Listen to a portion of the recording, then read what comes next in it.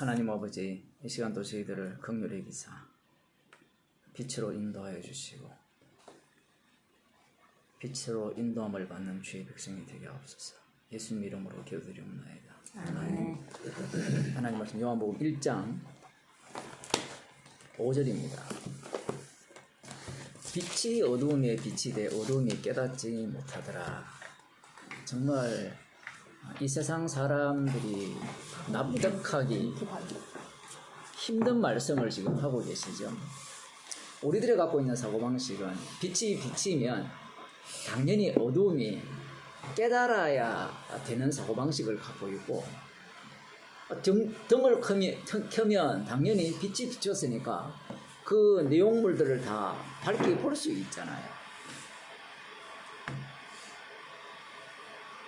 하나님의 말씀이기 때문에 이 말씀을 볼 때는 항상 십자가를 경유해서 보지 않으면 말씀 자체가 만만해 보여요.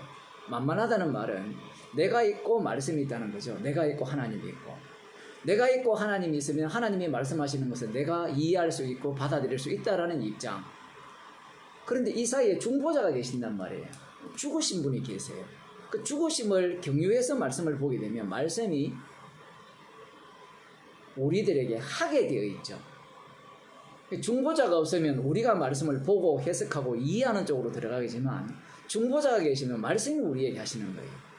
빛이 어둠에 빛이 돼 어둠이 깨닫지 못하더라. 이 말씀을 많은 사람들이 읽고 여러분들도 뭐 설교를 많이 해보셨을 거 아니에요. 그러면 이 말씀을 어떤 식으로 사람들이 이해를 하느냐라고 하면, 이 세상에 예수님이 빛으로 오셨는데 그 빛을 비췄는데 사람이 깨닫지 못하더라 라고 했잖아요. 그럼 그 다음 어떻게 이야기를 어떻게 설교를 합니까? 깨닫지 못했는데 그러면 우리는 어떠냐는 거죠. 우리는 설교를 듣는 우리들은, 말씀을 듣는 우리들은 깨달았다, 깨달을 수 있다, 빛이 비치면 깨달을 수 있다, 이렇게 접근에 들어가잖아요. 그 말이 맞습니까? 그릇되었습니까? 제가 하는 질문은 언제나 함정 같은 게 있어가지고 답변하기가 곤란한데, 그러면 그 함정이래가 또 뭐라 하면 이게 지금 맞아요. 맞는데 아니에요. 분명히 빛이 비치면 깨닫는 게 맞죠. 말씀대로라면. 그런데 말씀대로라는 것이 과연 그게 정말 주님이 이 땅에 오셨을 때 그 말씀대로라는 것을 옳다라고 인정하시겠느냐라고 하면 인정하지 않습니다. 그게 문제예요. 말씀을 보는 그 자세 자체가. 예수 믿는 사람들이 있죠. 여러분들도 이제 복음을 안다라고 하고 은혜를 받았다고 구원을 받았다고 했을 때 이 말씀을 어떻게 적용합니까? 빛이 어두움에 빛이 돼 어둠이 깨닫지 못하더라 라고 할 때 이 말씀에 아멘이라고 합니까? 안 그러면 주님, 그건 제가 이전에 예수님 모를 때 이 말씀이 해당 사항이 있고 이제는 이 말씀은 나에게 해당 사항이 없고 이 말씀은 저 세상에 있는 사람들, 복음을 안 듣는 사람들, 그야말로 복음과 관련 없이 자기를 위해서만 사는, 자기의 탐욕을 위해서만 사는 그들에게 하시는 말씀입니다. 특별히 제가 이 예수를 믿고 난 뒤에 복음을 알고 난 뒤에 복음을 전할 때 사람들이 안 받아들이잖아요. 안 받아들이는 자에게 하시는 말씀입니다 라고 사람들이 대부분 그렇게 생각을 해요. 여기 앉아있는 우리들도 별로 다르지 않아요. 그렇죠. 그러면 이 말씀은 나에게 하시는 말씀이 아니라 누구에게 하시는 말씀이죠? 저 말 안 듣는, 복음 안 듣는 그 사람에게 하시는 말씀이다가 되어버리죠. 그럼 필요 없네요, 나에게. 성경을 읽는 태도, 하나님의 말씀을 대하는 태도가 근본적으로 문제가 있는 거예요. 목사님, 그건 나 다 압니다. 그거 배웠어요. 배웠잖아요. 다 잊어버렸죠. 3년, 4년 지나니까 이거 다 말씀 다 들었는데. 배웠어요. 그럼 배우고 나면 이 말씀은 또 필요 없겠네요. 1-1은 2잖아요. 그럼 1-1은 2는 우리 머릿속에 기억되어 있잖아요. 그럼 1-1은 2라는 것을 다시 배울 필요가 있습니까? 없습니까? 이 세상에서는. 배울 필요가 없죠. 그 성경도 사람들이 그렇게 접근을 합니다. 그 이유가 무엇인가 하면 말씀이 계시고 내가 있다라는 거예요. 중보자가 없어져 버렸어요. 그 중보자가 언제 필요했는가 하면 내가 말씀을 모를 때는 중보자가 필요했던 거예요. 그런데 말씀을 이해할 때는 중보자를 경유해서 말씀을 이해한 거예요. 그 다음 단계에서는 중보자 빼고만 나는 빼고 1대1로 하나님과 나의 관계를 보는 겁니다. 사실은 이 말씀을 볼 때 중보자와 관련되어서 보게 되면 말씀이 우리에게 한다고 제가 말씀드렸죠. 그렇게 되면 성도 입장에서는 십자가가 밝게 보여야 되는데 이게 악마에게 속아가지고 선악과를 먹었잖아요. 선악을 아는 지식을 소유하잖아요. 그걸 소유한 몸이기 때문에 그 순간에는 분명히 십자가만 밝게 보였는데 시간이 딱 지나고 난 뒤에 십자가가 밝게 보이는 것이 아니라 나의 알미 내 머릿속에 기억이 되는 거예요. 그래서 하는 말이 난 그걸 압니다라고 하는 거예요. 지금 여러분에게만 이 얘기를 하는 게 아니고요. 구약 이스라엘 백성들이 똑같았어요. 구약 이스라엘 백성들도 오늘날 우리들과 다르지 않아요. 아니 목사님 구약은 구약 시대고 우리는 성령을 받았으니까 뭔가 다르지 않습니까? 다르죠. 다른데 같아요. 왜냐하면 이미 우리가 구약을 볼 때는 이미 성령을 받은 입장에서 구약을 보게 되거든요. 예를 들면 그 아브라함을 한번 예를 들어봅시다. 아브라함에게 여호와 하나님께서 나타나셔서 약속을 주시죠. 창세기 12장에 그 약속을 주시면 그 아브라함 입장에서는 그 약속이 확실하다는 것을 믿을까요? 믿지 않을까요? 아브라함 이야기 하지 말고 여러분에게 만일에 주님이 말씀을 주셨다. 누구누구야. 너에게 내가 이것을 약속한다. 라고 실제로 체험을 했다. 가상이 아니고 요즘은 다 가짜지만 실제로 그렇게 했다 했을 때 그것은 나의 실제 체험이잖아요. 경험이란 말입니다. 그 경험이 나에게 왔을 때 그 하나님의 말씀을 그 약속하신 그것을 무시할 수 있어요? 무시할 수 없죠. 그러면 그것은 엄연한 실제였잖아요. 실제로 약속을 받았으니까 그러면 그 약속을 내가 믿어야 되겠죠. 맞죠? 우리는 그렇게 생각하는 거예요. 약속을 주셨으니까 아브라함에게 주신 거잖아요. 그럼 아브라함이 이 약속을 받았으니까 아브라함은 자기가 약속의 상대자라고 생각하는 거거든요. 그런데 인간에게는 그런 사고방식밖에 없어요. 땅끝까지 이르러 내 증인이 되라고 예수님이 명령을 하셨죠. 되리라고 하셨죠. 사실은 땅끝까지 이르러 내 증인이 되리라라고 명령이 아니죠. 되리라는 말은 주님께서 성령을 보내주시면 그렇게 하시겠다는 거잖아요. 그런데 사람들이 그 말씀을 대할 때는 그 말씀은 나에게 하신 말씀이잖아요.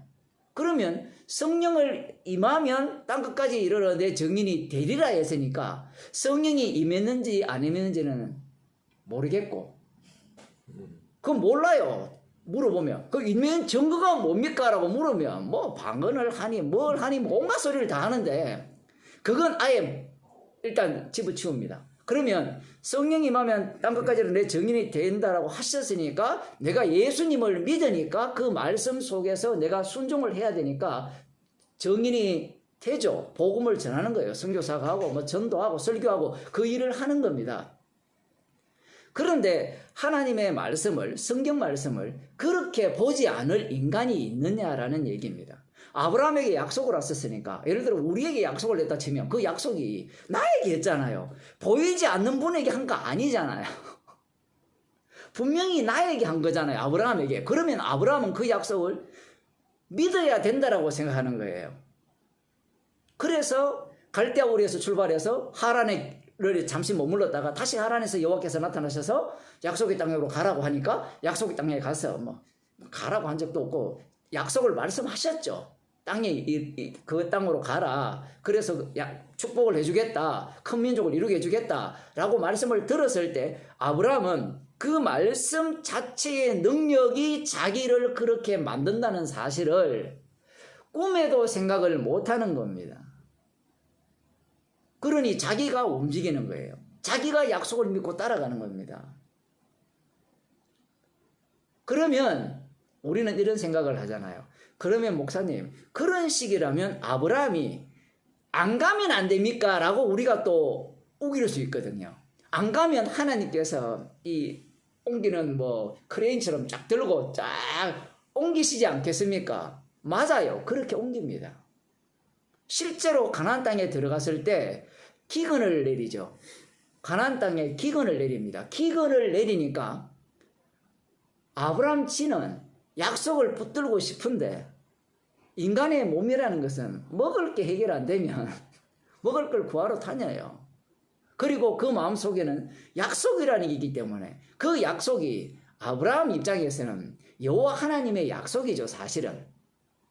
그런데 잘 생각해 보세요. 모든 인간에게 아브라함 같은 야망이 없겠습니까?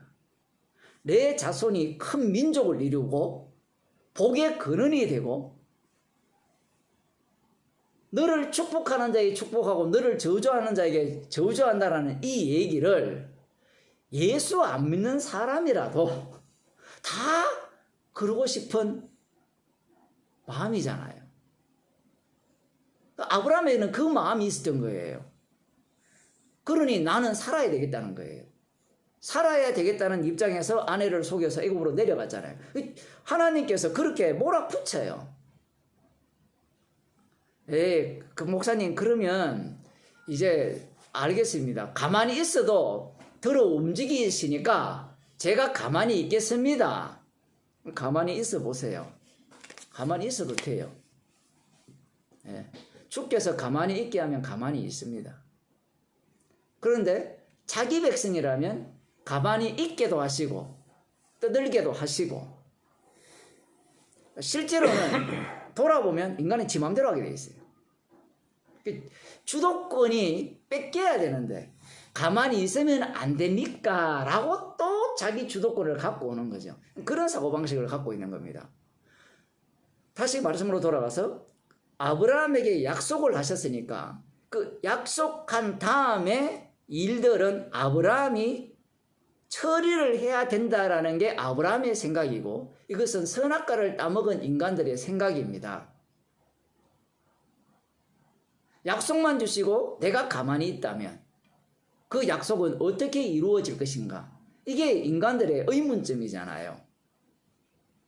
그런데 예수님이 뭐랍니까? 저들이 외치지 않으면 이 돌들로도 아브라함의 자손으로 만들어서 외치게 하겠다. 그게 예수님 말씀이에요. 그게 불가능합니까? 아브라함은 뭘 모르고 있었어요?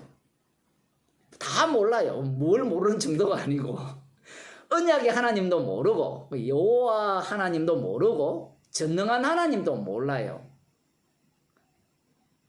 전능한 하나님은 알지 않습니까? 이전에 애굽에 내려갔을 때 전능한 하나님이라고 소개하는 게 창세기 17장에 나오거든요. 이전에 애굽에 내려갔을 때 하나님께서 전능한 능력으로 바로의 집안에 저주를 내렸잖아요. 재앙을 내려서 축복을 주셔서 돌아오게 하셨잖아요. 그러면 아브라함은 전능한 하나님을 알았을 거라. 알긴 알았죠.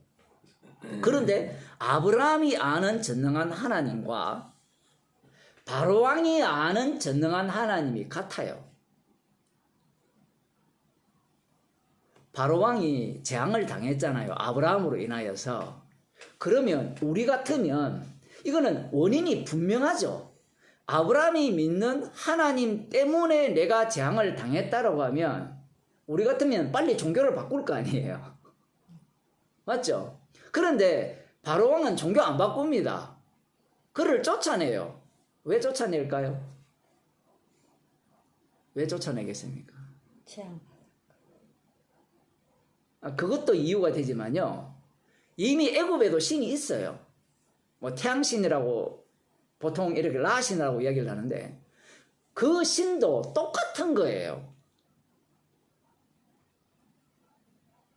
똑같은데 이 여호와 하나님은 나에게 이 표현을 하자면 나에게 이로운 신은 아니라는 겁니다. 이방신일 뿐이에요. 바로왕 입장에서는. 역으로 이야기해서 라신을 노엽게 하면 똑같이 저주가 임한다고 생각하고 살아가는 사람들이 많죠. 똑같습니다. 무당이 구슬할 때 조상한테 뭐 잘못해가지고 집안에 우환이 생긴다 하잖아요. 똑같은 이야기예요. 그런 얘기가. 그러니까 무당을 불러서 귀신을 쫓는 행위나 교회에 가서 예수 믿고 난 뒤에 집안에 우환이 없는 거나 같은 신 개념이에요. 같은 신 개념. 그러니 지금 아브라함은 전능한 하나님을 알고 있어요. 알고 있는데 왜 하나님께서 다시 나는 전능한 하나님이라고 소개를 하느냐라고 할 때는 네가 아는 전능한 하나님은 우상이라는 겁니다. 표현을 하자면. 그러면 여호와 하나님께서 말씀하시는 이 성경이 재밌죠.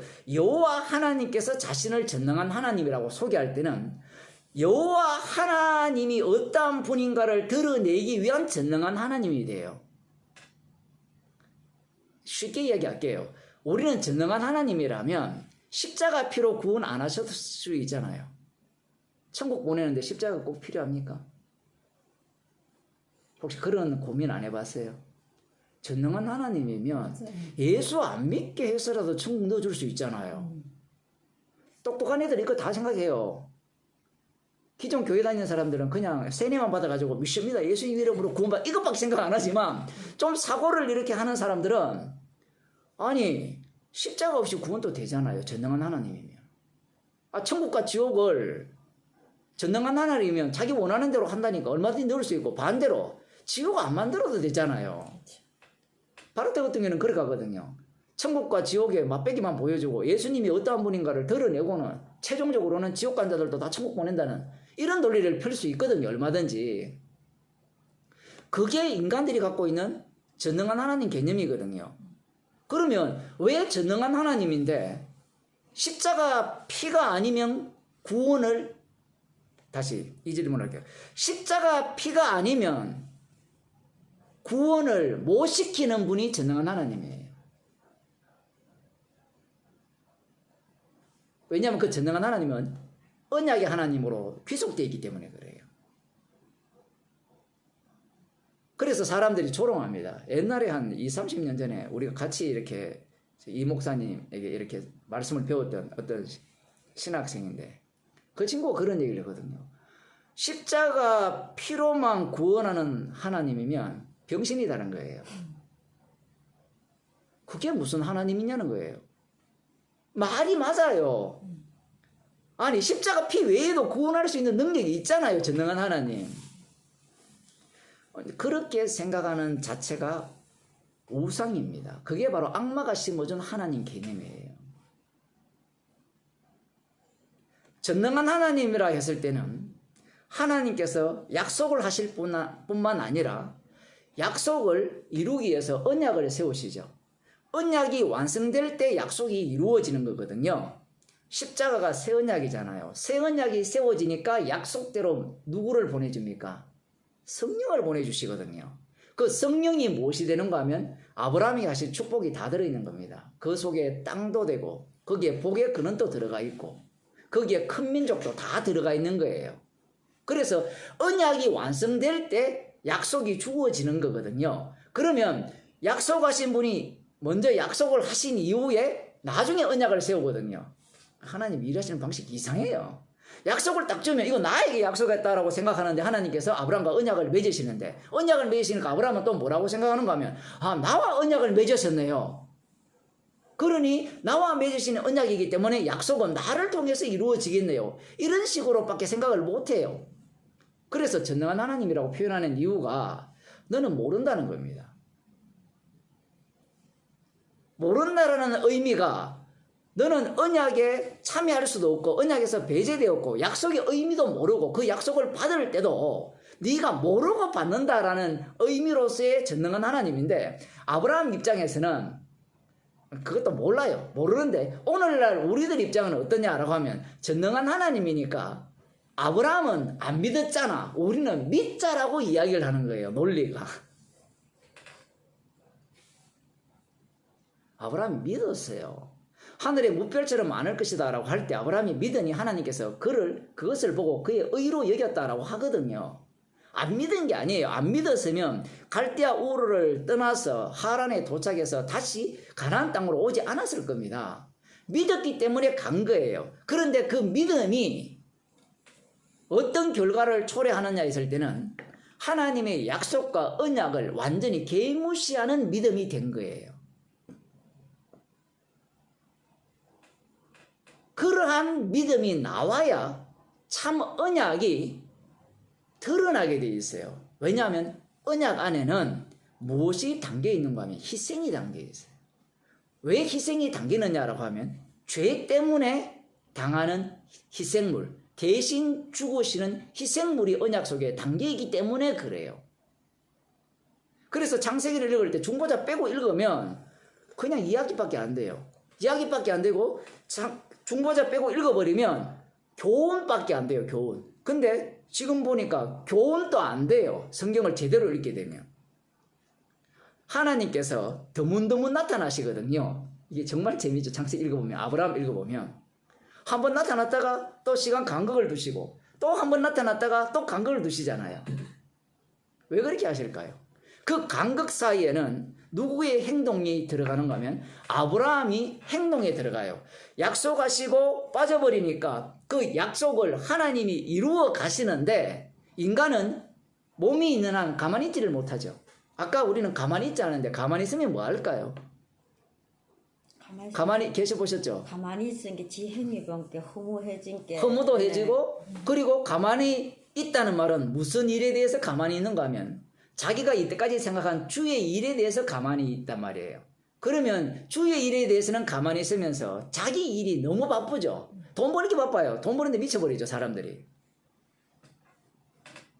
물론 주께서 그렇게 하게 하셨으면 십자가의 피를 증거하기 위한 그러한 삶이 될 수도 있어요. 얼마든지. 그건 우리가 알 수 없는 일이니까.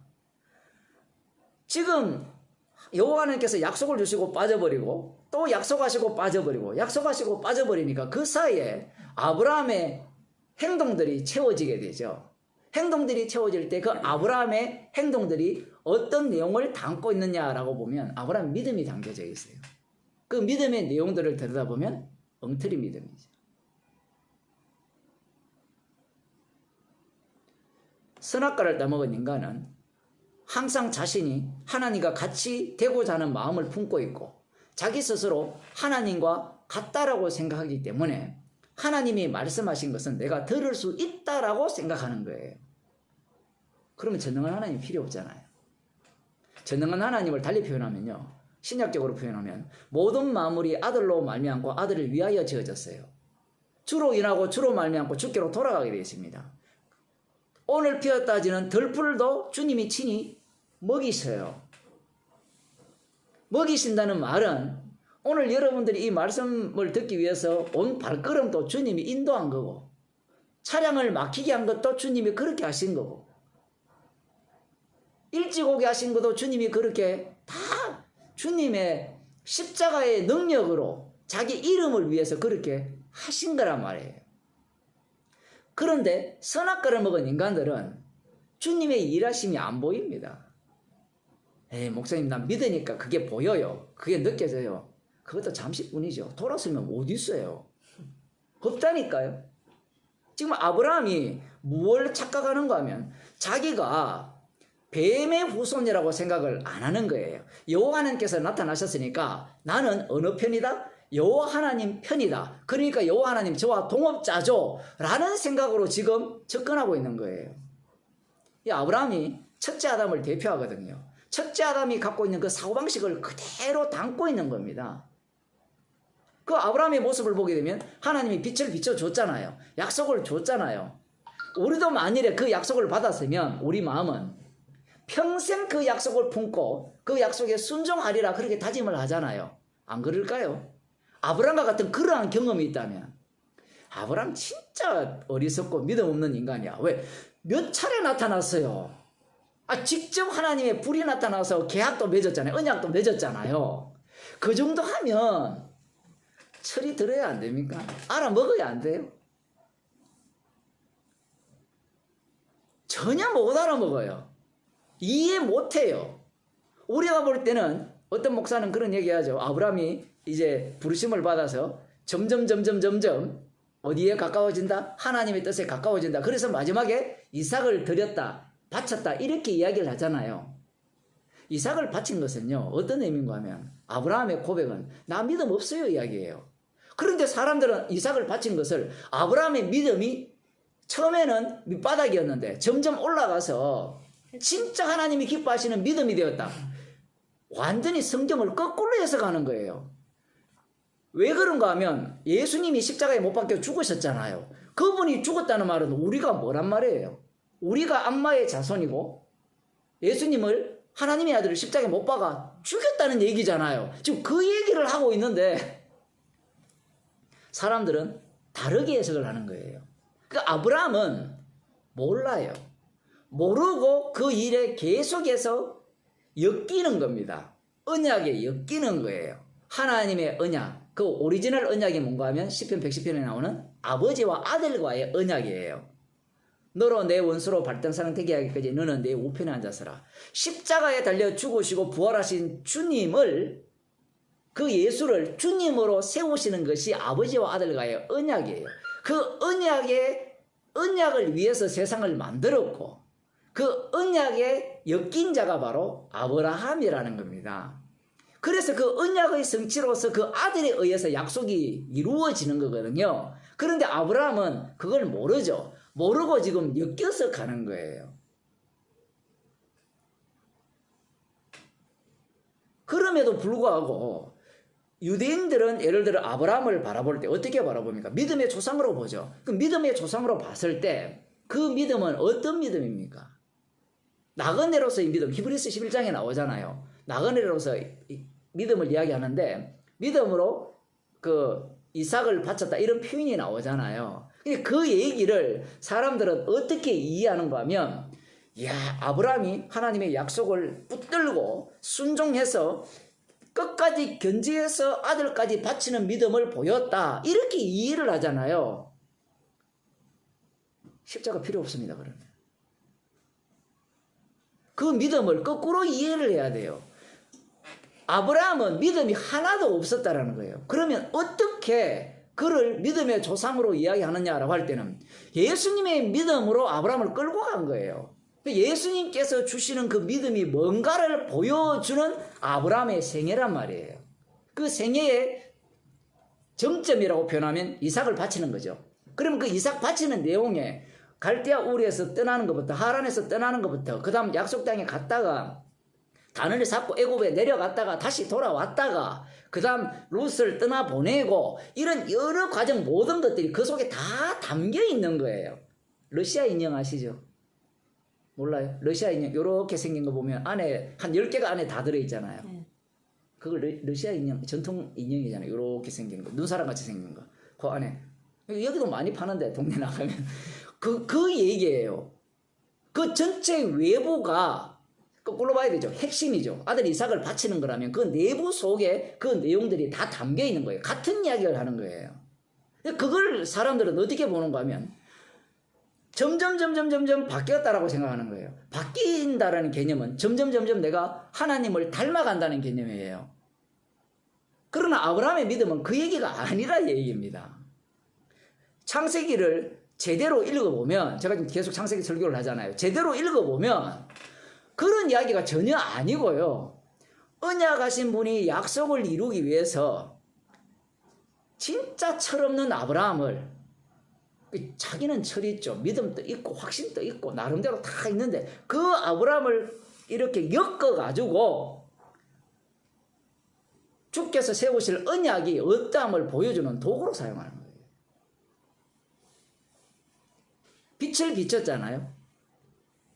아브라함이 깨달았습니까?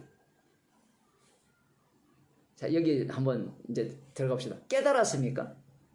깨달았다면, 우리가 이해하는 깨달았다면, 도를 깨달은 거잖아요. 불교에도 도를 깨닫는다. 순간적으로 깨닫는다. 뭐, 순간적으로 깨달아서 다 깨닫는 것도 있고, 순간적으로 깨달아서 점진적으로 깨달아가는 과정도 있다. 뭐, 도노, 돈수, 도노, 점수, 이런 이야기를 하거든요. 불교에도 그런 거 다 있어요. 한 번 깨달은 거 다 깨달은 이런 게 있어요. 그런데, 이 불교에서 도노, 점수와 도노, 돈수와 기독교의 믿음으로 의롭게 되는 거잖아요. 성령이 오면 깨달았잖아요. 다 깨달았잖아요. 그 깨달음의 의미가 같을까요? 다를까요? 사람들은 그걸 비슷하게 생각해요. 그런데 깨달으면 그 다음 어떻게 살아가요? 깨달았으니까 그 다음은 깨달은 내가 주동적으로 주체가 되어서 살아갈 수 있죠. 깨달았으니까. 그 전까지는 수학 문제를 못 풀었는데, 그죠? 미적분을 못 풀었단 말이에요. 못 풀었는데, 그걸 방법을 깨달았으니까, 그 다음 알아서 풀어갈 수 있잖아요. 빛이 어둠에 빛이 돼 깨닫지 못하다가 빛이 딱 비쳤을 때, 내가 깨달았을 때, 그 깨달은 이후에 어떻게 살아갈 거냐라고 할 때는, 깨달았으니까 더 이상 빛이 비칠 필요가 있어요, 없어요?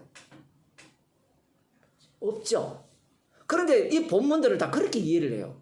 깨닫지 못하더라? 우리는 예수를 믿으니까 깨달았다는 겁니다. 깨달았으니까 깨달은 자로서 살아가자라는 거예요. 살아가자고 할 때 그 주어 자리에 누가 자리를 차지합니까? 나 차지하거든요.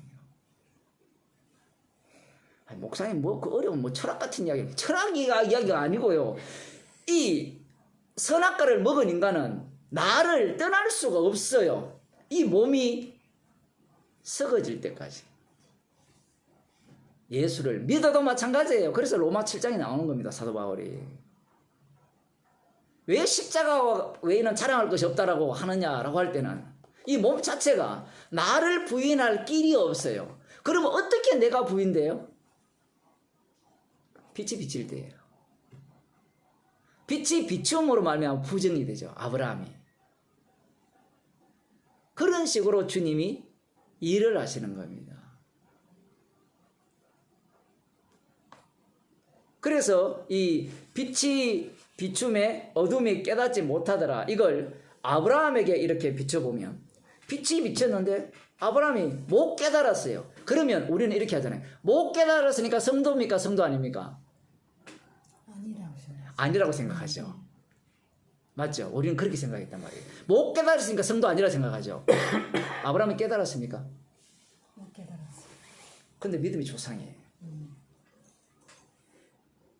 목사님 그걸 무슨 근거로 그렇게 이야기합니까? 라고 하면 이 말씀이 누구만 아멘하죠? 성경은? 성도만 아멘해요. 못 깨달으니까 주님이 날마다 우리에게 가르치시고 깨닫게 하시고 그걸 로마서 8장에서는 성령의 인도하심이라 이야기하는 거예요. 언어로는 얼마든지 뭐 깨달았다 이런 표현은 가능을 해요. 그런데 그 깨닫는다라는 그 언어가 그런 차원의 불교적 차원의 언어가 아니라는 거예요. 다 깨달았으니까 이제 내가 주인공이 되어서 이제 말씀을 연구하고 읽고 이렇게 공부를 하면 진리를 알 수 있지 않습니까? 라고 하지만 어제 설교 들었어요.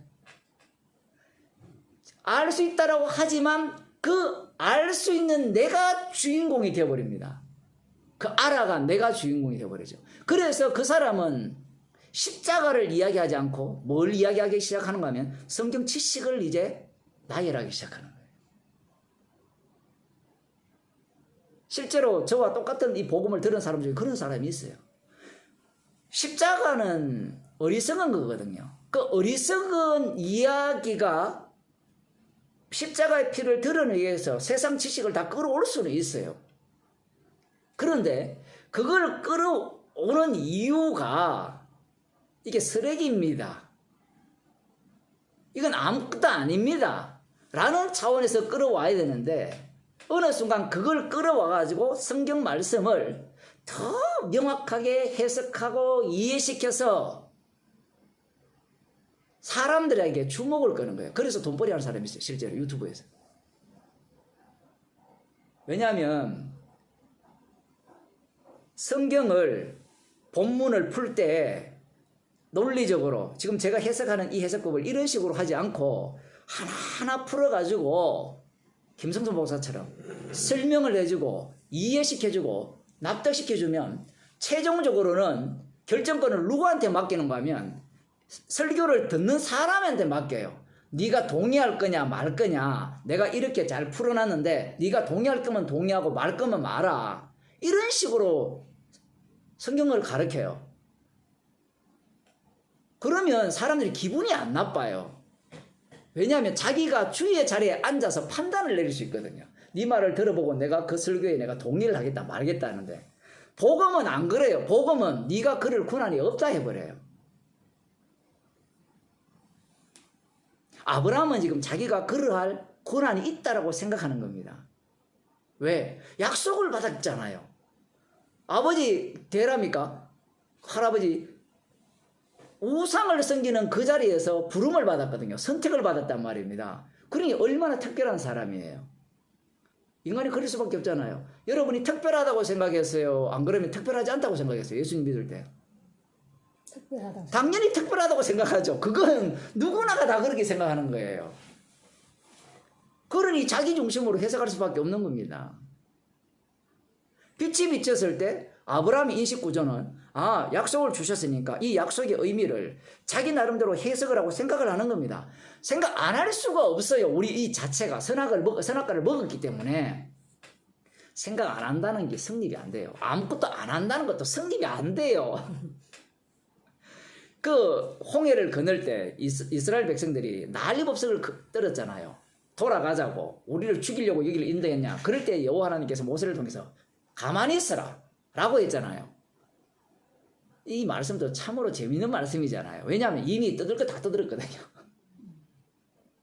가만히 있으라 할 때 그들이 마음이 가만히 있었겠어요? 외형적으로는 가만히 있는 거잖아요.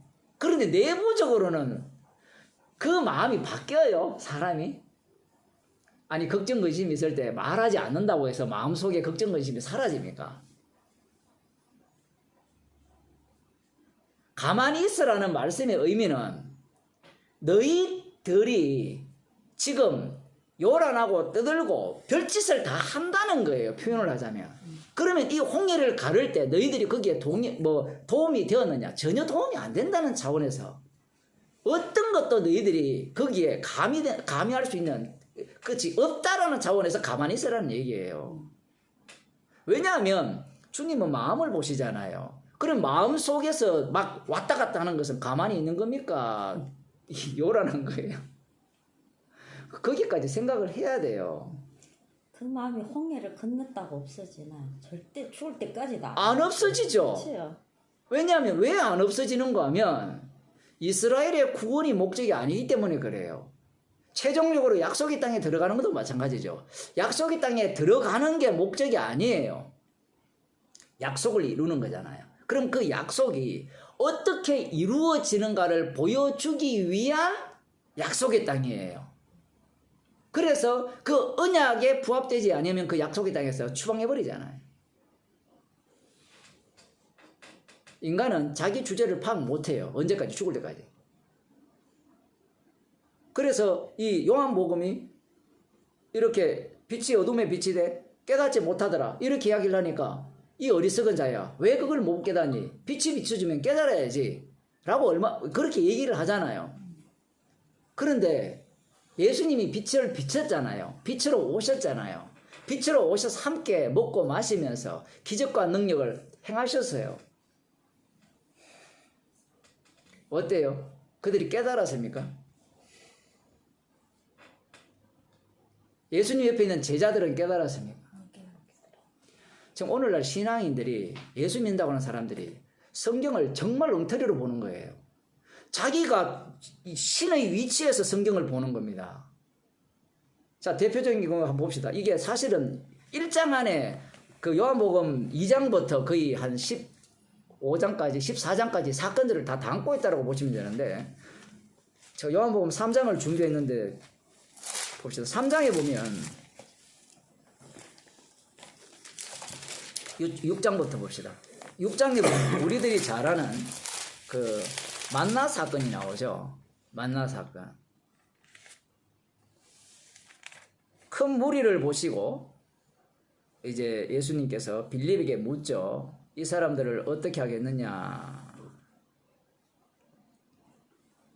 어디서 떡을 싸서 이 사람들을 먹게 하겠느냐? 이렇게 질문을 하셨죠. 빌립을 시험코에 했다. 이런 얘기를 좀 다음에 구체적으로 할 때 하고요. 예수님께서 축사하셔서 이 물고기 2마리와 보리떡 5개로 장정 5,000명을 먹이셨습니다. 자, 보세요. 지금 예수님이 계시죠. 예수님이 계시고 예수님이 물고기 2마리와 보리떡 5개로 5,000명을 먹이셨어요. 자, 여기서 질문 들어갑니다. 예수님이 빛입니까? 아닙니까? 빛이지. 벌써 빛이죠. 근데 그 예수님을 빛으로 지금 인식하는 사람이 있습니까? 없습니까? 없어. 없어요. 심지어 제자들조차 빛으로 인식합니까? 못합니까? 못하죠. 그런 상황에서 물고기 2마리와 보리떡 5개로 장정 5,000명을 먹이셨어요. 그러면 사람들이 생각을 하죠. 이분이야말로 모세가 예언한 그 선지자일 거라라고 생각을 하는 거예요. 신명기 18장이니까 그게 나오죠. 나와 같은 선지자 하나를 세운다 했을 때 그 선지자, 왜 모세와 같은 선지자라고 이야기하는가 하면 모세가 광야에서 만나를 내렸죠. 사실은 모세가 내린 것이 아니라 여호와 하나님께서 내려주신 거거든요. 그러나 지금 이 유대인들 입장에서는 모세가 광야에서 만나를 내렸다라고 생각하는 겁니다. 그리고 더 중요한 것은 모세가 예언한 그 선지자가 오게 되면 그 선지자가 하나님이 아니고 사실은 하나님이 내렸잖아요. 그럼 하나님이 오셔서 만나를 줘야 되는데 이들은 모세와 같은 지도자가 와서 자기들에게 만나를 내려줄 거라고 생각을 한 거예요. 그래서 예수님이 그들의 기대대로 물고기 2마리와 보리떡 5개로 장정 5,000명을 먹이셨어요. 먹이시니까 사람들이 예수님이 바로 그리스도라고 생각하고 그래서 예수님을 임금 삼으려고 했습니다. 맞죠? 자, 그러면 예수님이 계시고 예수님이 하신 일이 있죠. 사실은 분리할 수가 없는데 이들은 예수님 자체만으로는 빛으로 볼 수 없었고 예수님이 행하신 일을 두고 빛으로 봤죠. 표현을 하자면. 그래서 예수님을 그리스도라고 믿었습니다. 그래서 계속해서 사람들이 따라다녀요. 이 소문이 났으니까. 그러면 과연 그것이 빛을 알아본 모습이냐라는 거죠.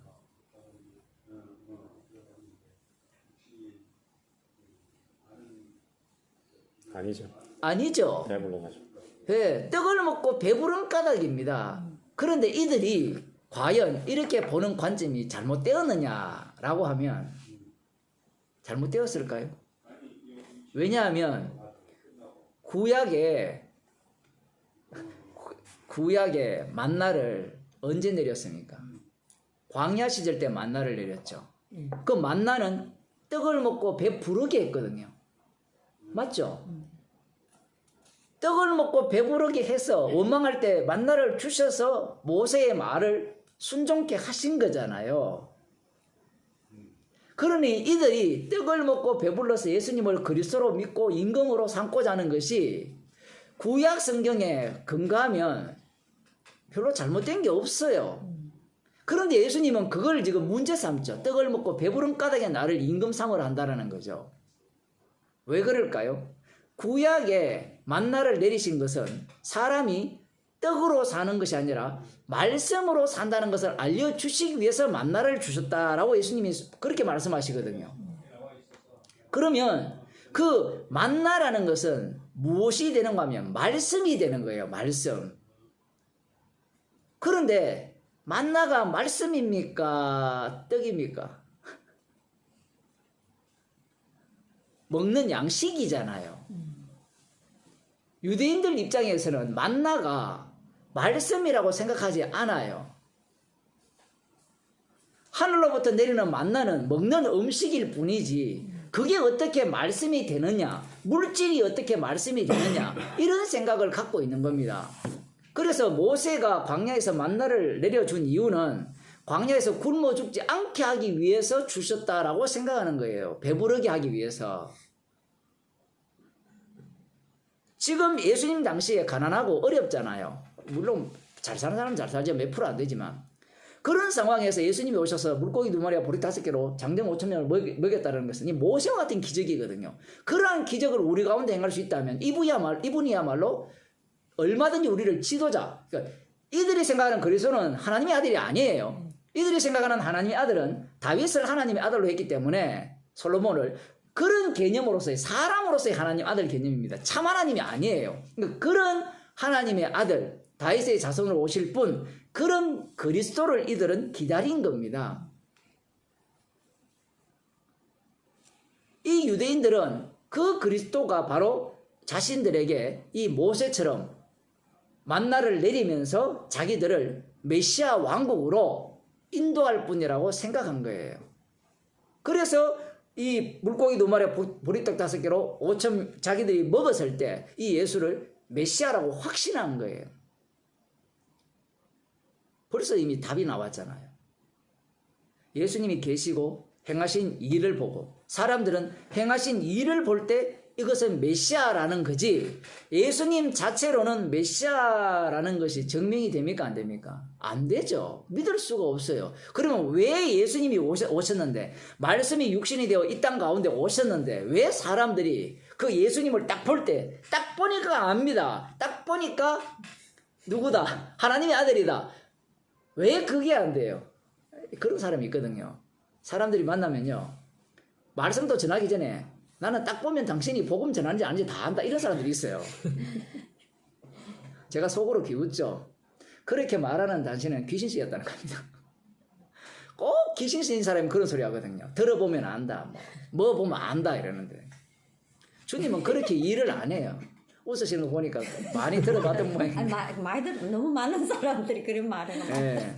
그런 사람 만나면 꼭 이야기하세요. 아, 네가 악마한테 장악당해가지고 귀신쓰였구나. 스스로가 무엇이 되어버리는가 하면 주의 자리에 올라간 거예요. 지금 빛이 어둠에 빛이 돼 깨닫지 못해야 돼요.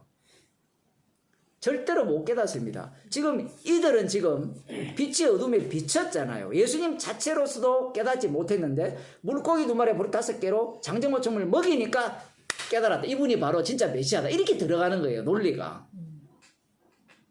그런데 이런 사고방식은 누가 준 사고방식이죠? 죄송합니다. 하고 싶은 말씀 한번 하세요. 뭐 아니요. 웃으시는 거 보니까. 그래서 자꾸 한번 볼래 그래 웃음이 나면 잘 안 네. 참았지. 마귀가 제가 지난번 말씀드릴 때 그런 말씀드렸죠. 요한복음에서는 예수님이 마귀에게 시험 받는 게 없다 했죠. 왜 없다고 했습니까? 인간들이 안마기 때문에 그래요. 인간들이 시험하는 겁니다. 그럼 마귀가 뭐랍니까? 네가 하나님의 아들이면 돌로 떡덩이 만들어라는 거거든요.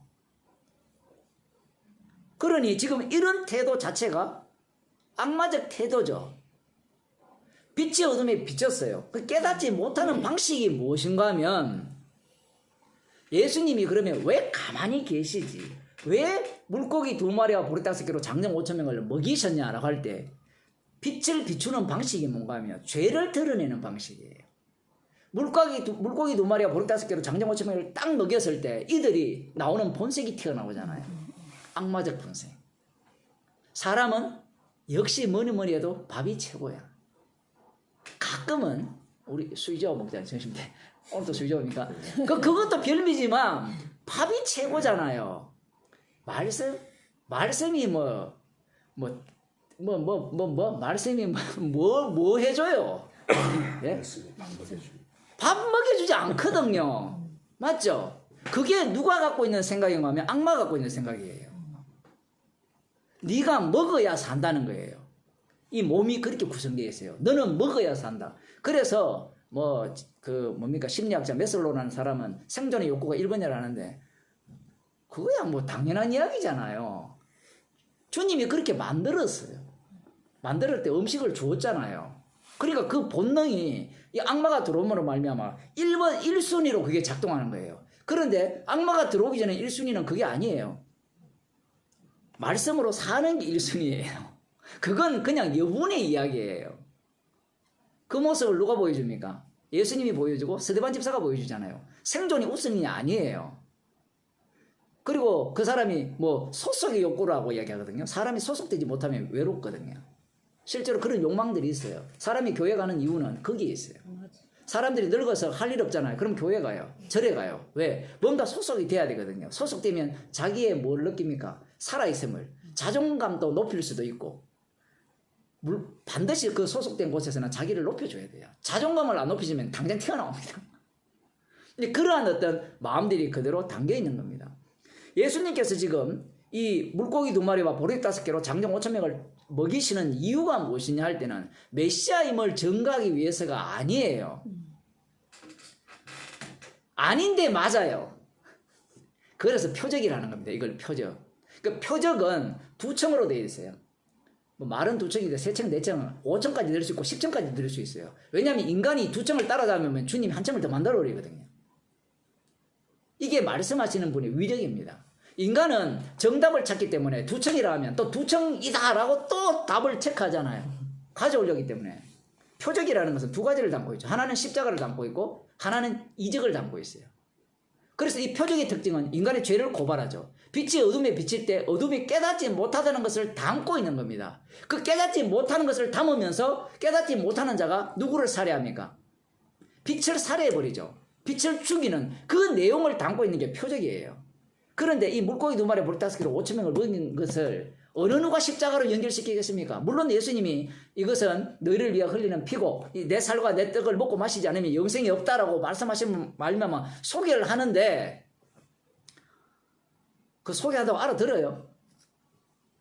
우리 이 성경 알잖아요. 예수님이 내 살과 내 피를 먹고 마시지 않으면 영생이 없다 했을 때 니고데모가 앞서서 3장에서 그런 질문을 냈잖아요. 사람이 거듭나지 않으면 하나님 나라를 볼 수 없다 했잖아요. 어떻게 거듭납니까? 물었죠. 니고데모가. 인자가 모세가 광야에서 뱀을 든 것 같이 인자가 들려야 한다는 거죠. 예수님 좀 니고데모가 알아듣게 그 들린다는 게 뭔가 하면요. 그 모세가 광야에서 뱀을 들어서 사람들이 쳐다보고 살았잖아요. 그 예수님이 십자가 달려 죽으시고 그래서 그 십자가 보면 사는 겁니까? 그건 또 아니야. 그 달렸으니까 그 달린 분이 하늘로 오르면 주가 되셔. 그 주님을 믿으면 사는 겁니까? 그것도 아니야. 주님이 살게 해줘. 이런다고 알아들어요. 알아듣는다는 태도는 어떤 태도인가 하면 내가 그 믿어요예요. 또 주어 자리에 누가 들어가요? 내가 믿어버려요. 이 성령, 인자가 들린다는 말은 성령을 주신다는 거거든요. 성령이 부어질 때 그게 믿어지는 거가 되거든요. 믿어지게 되거든요. 그럼 니고데모가 어떻게 거듭납니까? 이렇게 질문을 할 때 이렇게 질문하는 태도 자체가 우리를 대표하는 태도예요. 우리가 평소에 성경을 보고 말씀을 듣는 태도가 다 니고데모식이에요. 목사님 우리는 보고만 하니까 그 태도에서 벗어날 수 있지 않습니까? 천만의 말씀입니다. 벗어난다고 하는 주장하는 인간들의 특징이 뭔가 하면 지가 예수라는 거예요. 지가 다 한다는 겁니다. 자기가. 그런 목사들 많이 만났죠. 자기는 니고데모보다 수준이 훨씬 높다는 거죠. 우리가 니고데모가 되지 않으면 하나님 나라를 볼 수 없어요. 목사님 그런 게 성경에 어디 있습니까? 주님은 죄인을 부르러 왔지 의인을 부르러 온 게 아니에요.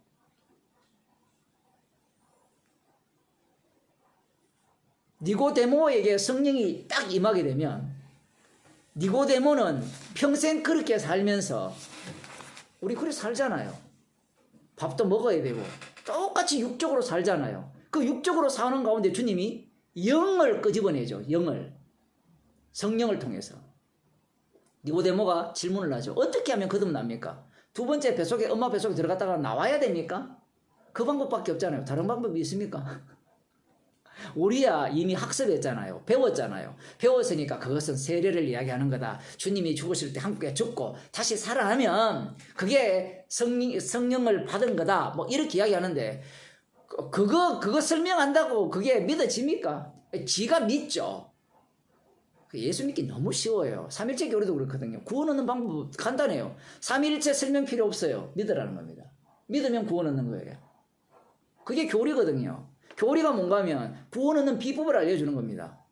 교리라는 게 다른 게 아니거든. 교회에 뭐 신학적 이론이다 뭐 이렇게 이야기하지만 기독교에 실제로 내용은 뭔가 하면 천국에 들어가는 비법은 교리에 담겼어요. 그래서 교리를 믿으면 천국 가는 거예요. 수년 동안 교회를 다녀도 사람들이 이걸 몰라요. 개혁주의 교회라고 할 때, 장로교라 할 때 교리가 다 있어요. 그 교리 믿으면 천국 간다는 얘기예요. 그걸 머리 써서 치고 나온 사람들이 구원파잖아요. 그래서 핵심의 교리를 끄집어내서 이걸 믿으면 천국 갑니다. 그래서 더 핵심을 뽑아내면 뭐예요? 십자가의 피로 구원받습니다. 이 교리예요. 루터가 그 교리를 이야기한 거거든요. 루터의 한계성이 그거예요.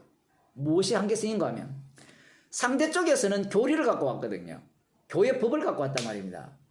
그 당시에 면죄부를 팔았잖아요. 그 독일에서 성 베드로 성당을 짓기 위해서 이탈리아의 가장 큰 그걸 짓기 위해서 면죄부를 막 팔아제끼잖아요. 그래서 돈이 헌금 한 통에 땡그랑 떨어지는 순간 연옥에서 천국으로 올라간다. 연옥까지 만들어내죠. 연옥을 만들어내야 돈이 되거든요. 여러분 살아서 믿고 천국 가는 것은 돈이 안 돼요. 무슨 말인지 되시죠? 죽었어요. 내 친척이 죽었는데 그 인생을 돌아보니까 이게 연옥에서 오래 살 것 같아. 천주교 지옥 갔다 이야기 안 합니다. 연옥에서 오래 살 것 같아. 근데 어느 만큼 오래 사느냐 볼 때는 제 경중을 따지니까 한 1억 년은 살아야 될 것 같아. 1억 년 동안 개고생을 해야 된다는 거예요. 연옥에서. 그러면 가족들이 가슴 아플까요? 안 아플까요? 아프죠. 우리 목사님은 별거 아닌 것 같은데. 아니 저는 못 들어봤던 말이래요. 무슨 연옥에서 천년 살고 이런 말 들어봤어요? 전 그죠. 그런 아니, 거. 그래서 이제 공부를 하셔야 돼요. 설교를 하려면 공부를 해야 돼요. 그런 것들을 다 해야 되는데, 불교에서 보면요. 불교 교리 중에 49제가 있고요. 3일이 있고 49가 있고 100일이 있어요. 49제는 많이 들어봤죠. 49제가 뭐예요? 3일 동안 영원히 이 땅에 살다가 이제 3일 후에 저승으로 가는데, 저승 가서 49일 동안인 잘했던 그때까지 그 명부가 있대요. 명부. 그러니까 심판자들이 있습니다. 거기에 저승사자들이 심판자들이 있는데 거기에서 재판을 잘 받아서 복된 낙원으로 가라고 조문을 할 때 고인의 뭘 빌어요? 명복을 빕니다 라고 하는 거예요. 혹시 알고 썼습니까? 불교적 용어거든요. 기독교와 전혀 상관없어요. 그 명복을 빈다는 것은 재판을 잘 받아서 건강왕생하고서 쓰라는 거예요. 하여튼 뭐 그런 식의 이야기예요. 표현을 하자면. 그런데 절간에서 이 49제를 올리거든요. 잘 가라고. 그때 뭐가 필요하죠? 이게 필요하거든요. 저래 좀 다녀봐야 이 천주교 교리가 왜 이런 것이 먹히는가. 죽은 자에게 더 잘 먹히거든요. 저희 장인 어른이 돌아가셨을 때 우리 장인 어른이 절간을 하나 지었거든요. 지어가지고 딸내미한테 주지 왜 딴 사람한테 주는지 모르겠어요. 떼돈 버는데 거기에 이제 우리 장모님이 이제 이름을 올려서 이렇게 해서 49제를 지내잖아요. 그러면 제가 반대했어요. 하지 말라고. 근데 뭐 저희 아버지 아니잖아요. 저희 아버지라도 제가 뭐 또 막내니까 뭐 이거는 사원밖에 안 나고 어차피 뭐 힘센 사람하고 돈 많은 사람이 할 거 아니에요. 돈 그 당시에 한 500만 원인가 한 1000만 원을 이제 갖다 바치는 거예요.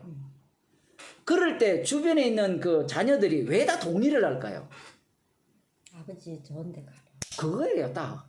연옥교리가 그거거든요. 죽은 사람이 좋은 데 가기를 안 바라는 사람이 있어요.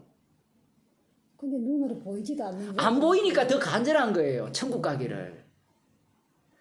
오늘날은 내세에 대한 그런 것들이 별로 없잖아요, 사실은. 그죠? 조금 몇십 년 전만 해도 내세에 대한 이야기, 그에 대해서 관심이 되게 많았어요. 근데 나중에 나이 들면 또 마찬가지입니다. 그래서 이 천주교에서 연옥교리를 만든 거예요. 연옥교리가 온다고 다 했어요. 돈벌이입니다. 모든 종교가 다 돈벌이거든요, 옛날부터. 종교에는 다 돈이 들어와야 돼요. 그래야 제사장들이 일 안 하고 먹고 살 수 있기 때문에 그래요. 그걸 유대교에 보면 뭐예요? 대제사장들이 그렇잖아요. 제사장들 레인들 11조 받아서 먹고 살잖아요.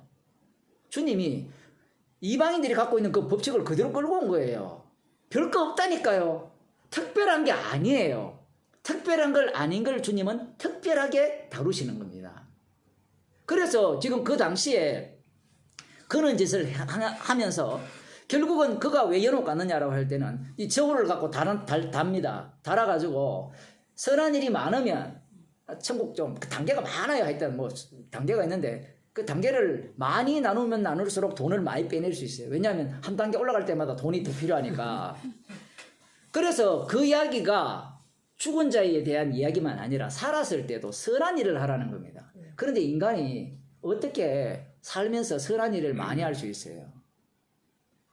그리고 자기 자신에 대해서 더 엄격한 자들은 자기 자신을 어떻게 볼까요?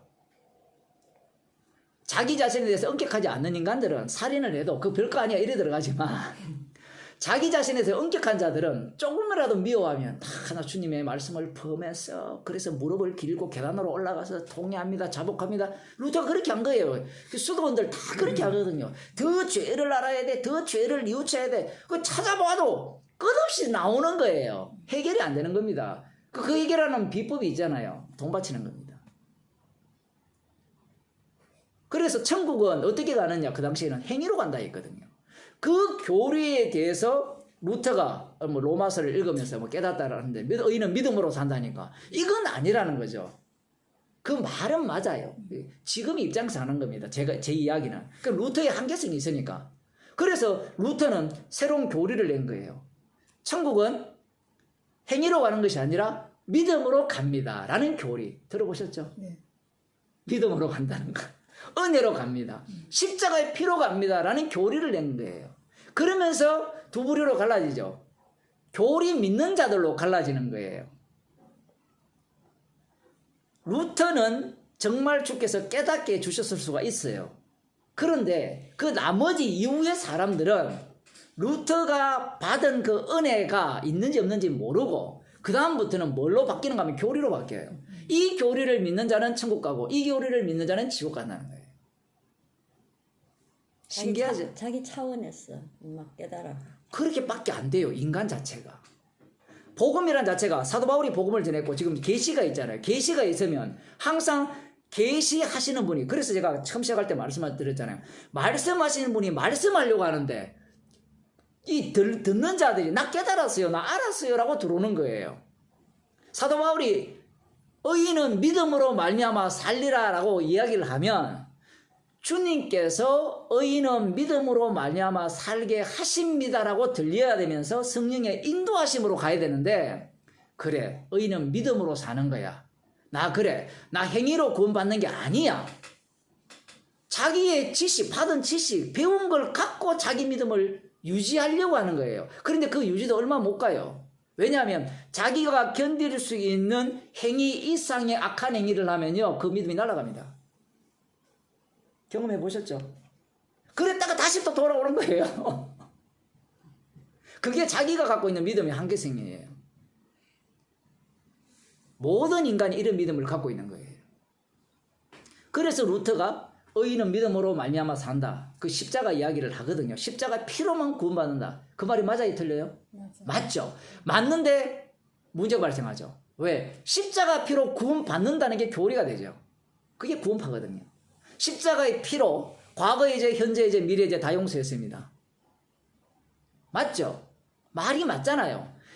여러분이 그걸 아셔야 돼요. 악마가 예수님을 시험할 때 말씀을 갖고 했죠. 유대인들이 예수님을 십자가에 못 박을 때 말씀을 근거로 해서 못 박았잖아요. 그걸 놓치면 안 돼요. 야, 이 목사님은 정말 성경대로 하더라, 말씀대로 하더라, 거기까지는 좋아요. 그런데 말씀대로 한다는 자체에서 우리가 의심을 해야 됩니다. 말씀대로 하기 때문에 결국은 어디에 매이게 하는가 하면 말씀이라는 것에 매이게 해버려요. 그러면 말씀에 매이게 되면 김성국 꼴납니다. 계속해서 성경을 파고 들어가면서 진리가 뭔지 말씀의 의미가 뭔지 명확하게 알아가는데, 여러분들은 그렇게 안 들렸죠? 대부분 똑똑한 사람들은 성경 본문 해석하는 즐거움으로 사는 거예요. 아, 저걸 저렇게 보는구나, 이런 묘미가 있구나, 이런 뜻이구나, 그런 식으로 빠져들어가는 거예요. 구원파들은 그래서 교리를 이야기하죠. 믿음으로 구원 얻습니다. 다락방도 마찬가지예요. 예수님 피로 구원받았습니다. 근데 다락방은 그래요? 개혁주의 교회가 다 그래요. 장로교회가 다 그렇죠. 성결교나 뭐 이런 쪽은 뭐랍니까? 믿음으로만 구원되는 것이 아니라 믿음으로도 구원되지만 그 믿음은 반드시 행위로 나와야 되죠. 그 행위가 믿음을 증가하는 거니까. 그것도 마찬가지죠. 근데 그들은 백날 해보세요. 백날에도 지옥 가는 건데 그쪽은 또 다른 부류라 치더라도 대부분 부류들은 믿음으로 구원 얻는다 생각해요. 그럼 믿음으로 구원 얻습니까? 얻죠. 그런데 못 얻어요. 그래서 지금 그 루터 자신이 십자가의 복음을 전했습니다. 그런데 사람들은 그걸 받아들일 때 어떻게 받아들이냐 할 때는 그것을 사건이거든요. 사건. 그러니까 루터에게 깨닫게 한 사건. 깨달았기 때문에 그는 증인이 되는데 아브라함도 마찬가지죠. 사건이 임하니까 사건 속에서 그는 그 역할을 하는 거예요. 그러면서 증인의 역할을 감당할 뿐인데 사람들은 그 모습 속에서 정답을 찾아내려고 하는 겁니다. 지금 예수님께서 떡을 먹고 배부르게 하셨을 때 표적 이야기하다가 말하는데 그 표적을 보여줬을 때는 표적은 십자가를 이야기하는 거거든요. 십자가를 이야기한 것 동시에 그 십자가 사건이 어떻게 발생되는가라고 할 때는 말씀대로 믿는 자들에 의해서 발생되죠. 왜냐하면 만나 사건은 실제 사건이잖아요. 구약의 말씀대로 믿는 자들에 의해서 예수님을 죽이는 사건. 그걸 지금 여기에 담고 있는 겁니다. 그게 빛의 진정한 모습이에요. 그래서 빛이 비쳤을 때는 어둠이 나는 깨달을 수 없구나 라고 나와야 되죠. 그러면서 깨달을 수 없으니까 빛이 나를 끌고 가는 거죠.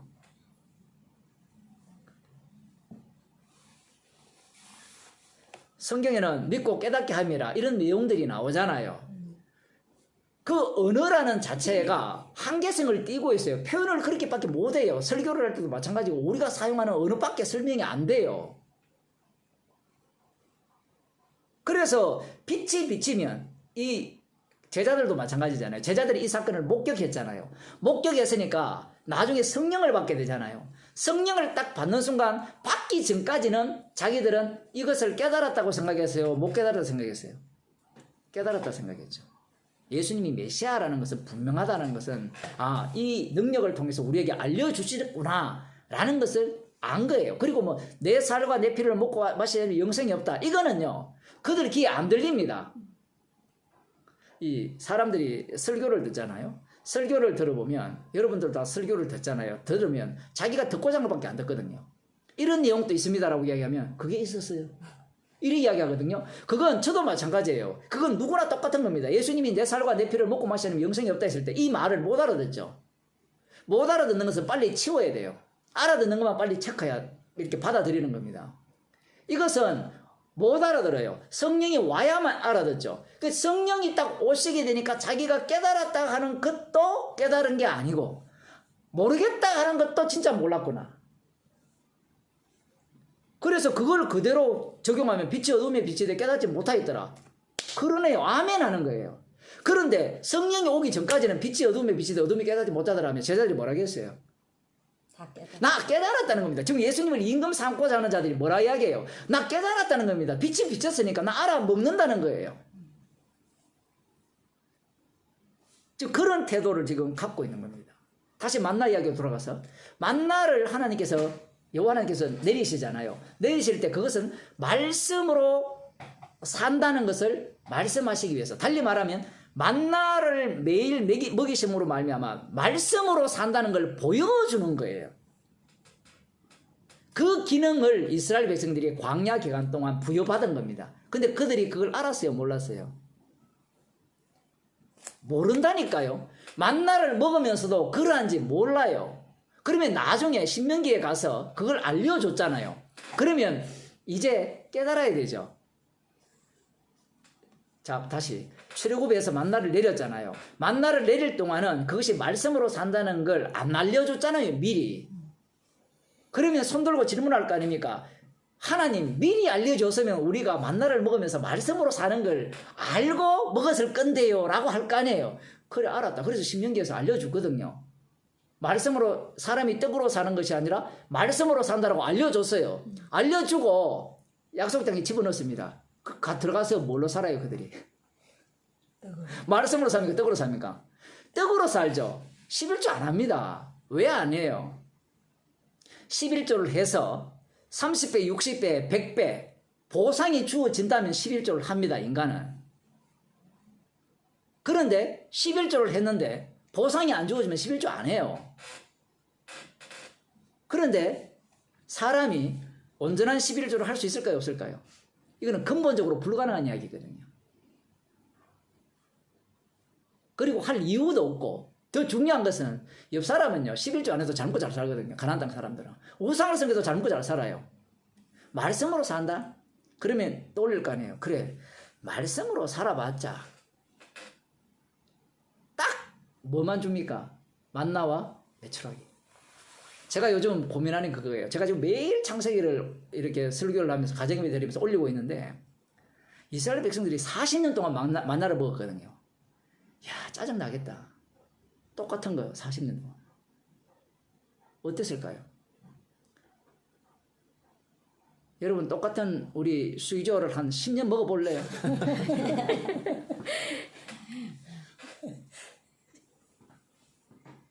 아마 한 열흘만 먹어도 짜증나서 안 먹을 것 같은데, 제가 그런 생각을 해봤거든요.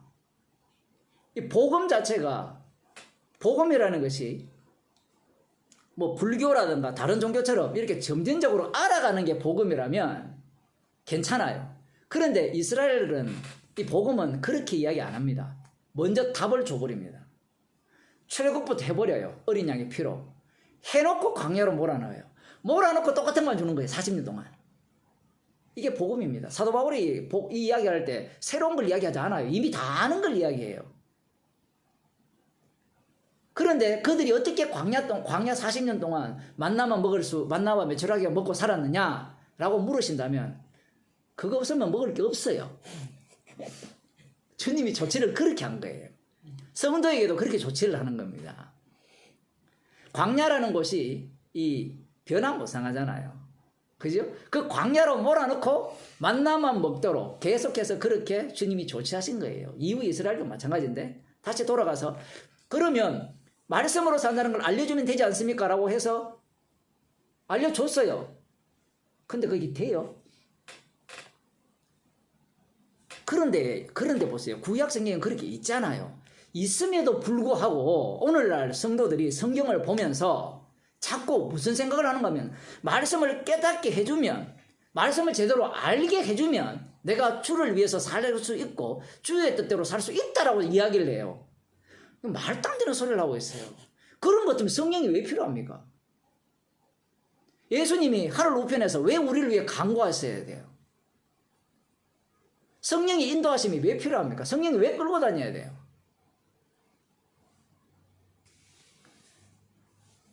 이스라엘 백성들은 하나의 모델이거든요. 모델하우스란 말입니다. 그들을 통해서 우리에게 보여주는 바는 결국은 너희들이 성령을 받게 되면 어떠할 것이라에 대해서 미리 알려주는 거거든요. 그러면 그들은 성령을 받지 않았기 때문에 알려줘도 안 되더라. 우리는 그러면 성령 받았기 때문에 어떻게 해야 돼요? 알려주면 되더라로 가야 돼요? 안 되더라. 그렇게 가야 되는 이유가 뭔가 하면, 유대교가 구약을 해석할 때 어떻게 해석하는지를 알아야 됩니다. 유대교 성경 해석법이 뭔가 하면 역사적 해석법이에요. 역사적 해석법이라는 것은 쉽게 말하면 교훈적이라는 겁니다. 과거를 모르면, 역사를 모르면 미래가 없다 하거든요. 과거를 모르면. 그죠? 그래서 의도적으로 과거를 조작하는 사람이 많죠. 신분 세탁을 해가지고 내가 현재 이런 사람이다. 국가도 그런 경우도 있잖아요. 과거를 세탁해가지고 우리나라가 이렇게 위대하다. 그렇게 하는 경우가 있는데, 지금 유대교가 구약을 해석을 할 때 어떻게 해석하는가 하면 순서대로 해석을 해요. 시간 순서대로. 출애굽을 했습니다. 광야를 거쳤어요. 광야를 거쳐서 신명기에서 언약을 갱신할 때 만나의 의미를 알려주셨어요. 사람은 떡으로 사는 것이 아니라 말씀으로 산다. 그런데 우리 조상들을 보니까 우리 조상들은 말씀으로 산 것이 아니라 뭘로 살아서요? 떡으로 살려고 하다가 우상숭배했죠. 그래서 여호와 하나님의 진노를 받아서 멸망을 당했다는 겁니다. 그러니 우리는 어떻게 살아야 되겠어요? 떡으로 사는 것이 아니라 말씀을 우선순위 해야 된다는 게 바리새인 신학입니다. 그러면 말씀으로 우선순위 하면 먹는 문제 해결해 줍니까? 해결해 줬어요. 실제로 바리새인들이 대부분 그 당시에 뭐 장사꾼들이고 이런 사람들인데 엄청난 부자들이 되었습니다. 엄격하게 살면서. 안식교도 지금 부자거든요. 안식교 들어봤죠? 안식교 안식일을 아무것도 안 해요. 그런데 잘 먹고 잘 살아요. 그게 불가능할 것 같아요? 가능하다니까요. 왜 가능할까요? 주님이 마귀를 통해서 그렇게 하게 해줘요. 사람들은 뭐 어떻게 살면 뭐 말씀대로 되어진다라고 자꾸 우기는데 마귀가 뒤에서 다 조정해 줍니다. 여러분 욥기를 수도 없이 봤죠? 욥기를 보면 욥이 얻은 재물을 누가 줬어요? 누가 줬어요? 집사님. 하나님 준 거는 맞아요. 그런데 그 중간 단계 전달자가 있죠. 누굽니까? 제가 좀 쉽게 질문할게요. 욥이 가졌던 재물을 누가 뺏어갑니까? 마귀가 뺏어가죠. 그러면 재물을 누가 줬어요? 마귀가 줬다니까요. 아니 목사님 하나님이 줬잖아요. 맞아요. 맞는데 하나님이 세상 근세와 영광을 누구한테 줬어요? 마귀한테 줬다니까요. 그걸 놓치고 있는 거예요.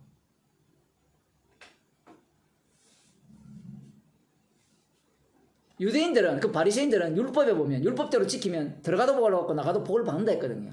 그래서 지켰어요. 지키니까 진짜 복이 왔어요. 그래서 부자가 되었어요. 내 영혼아 잘 먹고 잘 살자. 이제 더 이상 고생하지 않아도 된다. 이런 생각이 그 당시 바리새인들의 생각입니다. 쉽게 말하면. 우리 다니던 성화교회나요. 잘 살면 하나님 버리대요. 예. 못 사는 사람만이 예. 그 생명 안에 있는 사람. 야 정말 고수네요. 그렇게 하면 돈이 많이 들어오면 헌금을 많이 하겠죠. 거기까지 생각 못 해보셨죠? 우리 맨날 나왔는 사람들 잘 사나 못 사나 물어본대요. 잘 살면 하나님 버리대. 예. 그 목사가 그걸 갖고 노리는 바는 딱 한 가지입니다. 잘 살게 될 때 뭘 합니까? 빨리 헌금을 내놔야 되는 거예요. 거기까지 생각을 안 하시죠? 목사들은 돈밖에 모릅니다. 그 변목사님 같이 이렇게 순수한 사람들, 순전한 사람들은 이용만 당하겠지만 이용당하다가 어느 순간 그 도를 깨달았어요. 그때부터는 돈이 미치거든요. 그 전도사들이 우리가 다 신학교를 나왔거든요. 그러니까 저희들 같은 경우에는 다 일반 대학을 다 졸업했어요. 저희 학교 같은 경우는 일반 대학을 다 졸업하고 뭐 할 만큼 공부하는 애들이 왔거든요. 애들이 처음에 왔을 때는 신학교 처음 왔을 때는 주의 뜻대로 하겠다라고 막 이렇게 열심을 합니다. 성경을 열심히 공부하고 뭐 어쩌고 하는데 그 교회 취직을 딱 하잖아요. 전도사 딱 되면 뭘부터 가르칩니까? 목사님 가방 드는 것도 배우거든요. 그 다음 뭘 가르쳐요? 목사보다 담임 목사보다 설교 잘하지 말라는 거죠. 그 다음 장로들을 거스르지 말라는 거 배우고 담임 목사에 절대 대적하지 말라. 그럼 누구의 종이 되라는 겁니까? 교회의 종이 되라는 거, 목사의 종이 되라는 걸 배우거든요. 그러면서 이제 교회에서는 사례를 쥐꼬리만큼 주거든요. 사례를 얼마 안 줘요. 전도사에게. 한국 같은 경우에는. 그래서 얼마 안 주니까 그때부터 이 전도사가 속으로 복수의 칼을 가는 겁니다. 내가 담임만 되어보자 라고 해서 담임된 인간들이 오늘날 다 담임 목사예요. 우리 나이쯤, 우리 밑에 이 나이들. 그 걔들이 다 뭘 경험했는가 하면 우리 위에도 마찬가지고 그 사람들이 다 뭘 경험했는가 하면 전도사 시대에 쫄쫄 굶었어요. 그러면서 자기는 이렇게 담임 목사가 되었다는 겁니다. 그러면서 하는 말이 너희도 굶어 말하는 거예요. 그래서 그렇게 하는 거예요 지금. 그래서 월급 사례를 조금밖에 안 줍니다. 그래서 목사들이 대형교회 부목사로 가려는가 신방 목사로 가려고 하는 거예요. 서울에 있는 대형교회 신방 목사는 그 월급은 얼마 안 돼요. 사례는 얼마 안 되는데 신방을 다닐 때마다 주는 그 돈이 한 1억은 넘을 거예요. 1년에. 맞죠? 신방 목사 한 1, 2년 하면 집 한 채 산다 그랬거든요. 제가 알기로는. 안 주던데. 그래서 우리 일전도 못 받았는데. 그런 교회를 가셔야지. 그래서 어떤 사람이 실제로 있은 일인데 어떤 사람이 저기 괌인가 거기에 이제 담임 목사로 갔어요. 미국 영주권하고 다 이렇게 해결해주고 갔는데 사례 얼마 안 되잖아요. 자기가 볼 때는 얼마 안 돼요. 우리가 볼 때는 많은데 뭐 최소한 뭐 한 2, 300, 3, 400은 주겠죠. 뭐 자녀 교육 이거 다 해주는데 1년하고 때려치고 왔어요. 그러니까 제가 옆으로 샜는데 무슨 얘기를 하려고 하는 거면 무슨 얘기 하려고 했어요? 아, 맞나? 말씀으로 그렇죠. 바리새인들 그 바리새인들이 말씀으로 살면 복을 준다고 생각한 거예요. 그래서 진짜 복 받았다니까요. 말씀대로 살아서. 그러면 그들이 그걸 해석을 할 때 어떻게 해석하는가 하면 욥기만 보더라도 말씀대로 살아서 복 받는 것은 아니라는 걸 알 수 있죠. 왜냐하면 욥이 그런 생각을 했거든요. 욥과 욥의 친구들이 욥이 하루아침에 쫄딱 망하고 병이 든 이유는 하나님 앞에 범죄했기 때문에 그러한 일을 당했다라고 생각한 거예요. 맞죠? 그런데 알고 보니까 그게 아니었죠. 그러면 그 욥기를 누가 읽는가 하면 바리새인들이 읽어요. 읽으면서 그걸 깨달아요, 못 깨달아요? 못 깨닫죠. 절대로 못 깨달아요. 그런데 그걸 어떻게 해석하는가 하면 이렇게 해석합니다. 혹시 하나님이 내가 말씀대로 살았는데 어려운 일을 당한다면 모든 것을 잃게 된다면 욥처럼 더 큰 축복을 주시기 위해서 그러실 것이다. 이렇게 해석해요. 어디서 많이 듣던 해석 아닙니까? 아니요, 저 오다가 그 말한데 딱 그거라고요. 여보, 그래가 우리 남명에 갔지 않나?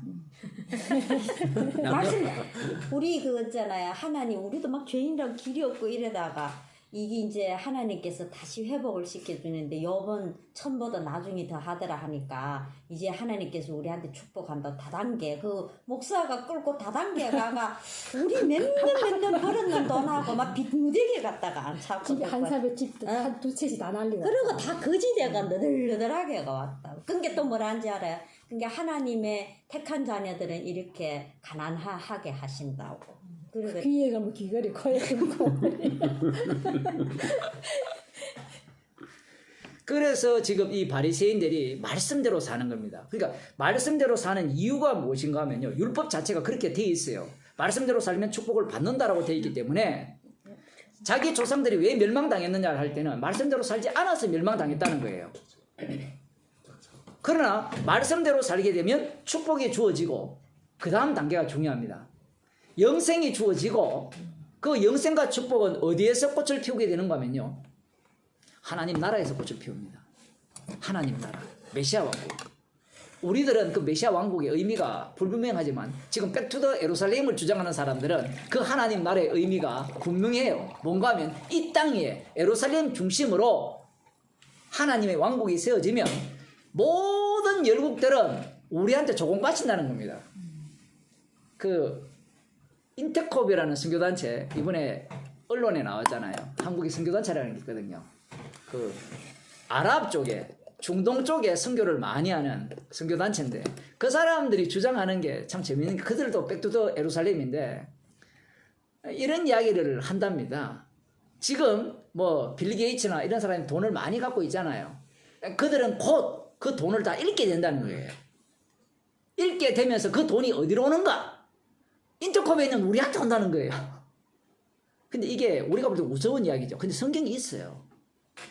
열국들이 다 재물을 들고 예루살렘으로 온다는 겁니다. 그 왕같은 제사장들. 사실은 거기에서는 유대인들이거든요. 그런데 이 유대인 속에 누구를 집어넣는가 하면 저거를 집어넣은 거예요. 저거를 집어넣어서 이스라엘 플러스 이방인 해가지고 우리들도 그 속에 들어간다. 그런 큰 꿈을 갖고 사는 거예요. 정말 재밌죠. 이런 이야기들이. 근데 이게 통해요. 사람들한테. 바리새인들의 신학과 다르지 않습니다. 똑같은 거예요. 결국은 누구를 위한 거예요? 나를 위한 거예요. 나를 위한 거. 그래서 지금 바리새인들이 말씀대로 사는 겁니다. 말씀대로 살 때 어떠하게 되어지느냐라고 할 때는 구약 역사를 아까 역사로 해석한다 했죠. 구약 성경을. 그런데 성경은 역사적 해석이 아니라 성경은 뭐라 했습니까? 우리 다 배웠죠. 계시라 했죠. 계시. 계시라는 것은 주님이 계속해서 말씀하신다는 의미를 담겼어요. 계속해서 알려준다는 거예요.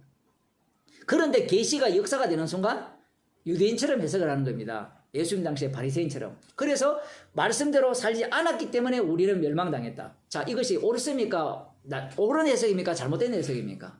옳은 해석이죠. 왜냐하면 광야 생활에서 만나를 줬을 때 그 백성들이 왜 멸망당했습니까? 말씀으로 살지 않고 뭘로 산다고 생각했어요? 떡으로 산다고 생각했기 때문에 광야 생활에서 멸망당했잖아요. 그러면 신명기에서 그것을 깨쳐줬죠. 언약을 갱신하면서 알려줬잖아요. 알려줬는데 그 알려줌을 받은 자들이 또 떡으로 살았죠. 2번 실패했죠 벌써.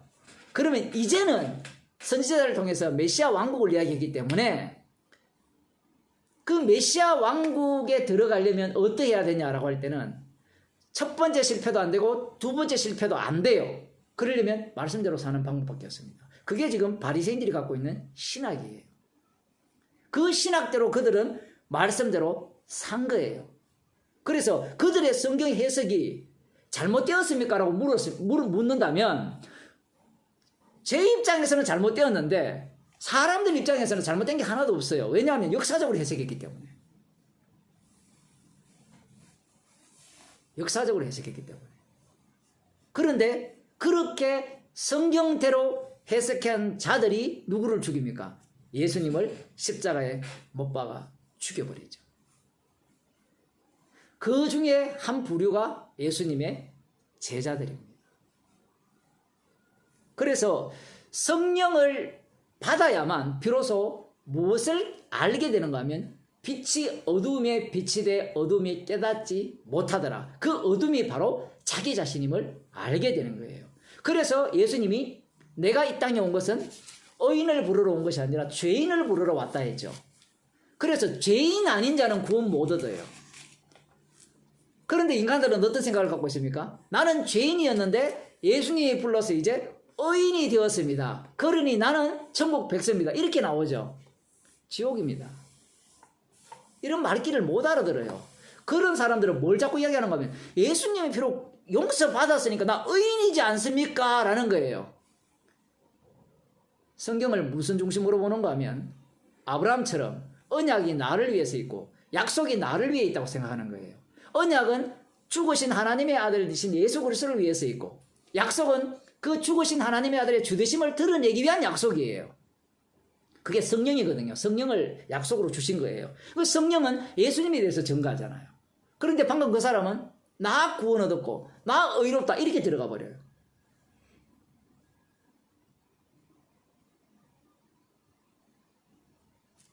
한 부분만 더 보고 마치도록 하겠습니다. 디모데후서 3장입니다.